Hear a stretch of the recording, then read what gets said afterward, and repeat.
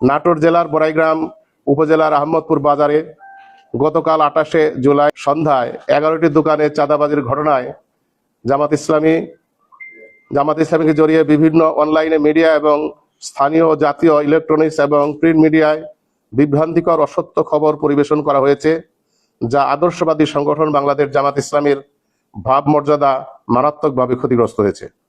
এই ঘটনার পরিপ্রেক্ষিতে বাংলাদেশ জামাত ইসলামীর বক্তব্য হচ্ছে, আহমদপুর স্থানীয় ওয়ার্ড জামাতের সভাপতি রুহুল আমিন পিতা মুজিবুর রহমান ওয়ারিশ সূত্রে উক্ত জমির মালিক।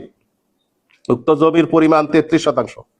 এর মধ্যে 22% জমি বিক্রয় করে, বাকি 11%-এর মধ্যে রোডস অ্যান্ড হাইওয়ে 4% একোয়ার করে নিয়েছে। বাকি 7% তাদের মালিকানায় রয়েছে, যা ওয়ারিশ সূত্রে প্রাপ্ত।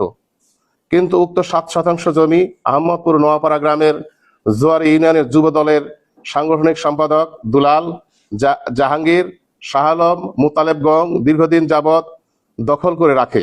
উক্ত জমি উদ্ধারের জন্য বড়াইগ্রাম থানার এসআই আমিনুলের নেতৃত্বে সালিশি বৈঠক অনুষ্ঠিত হয়।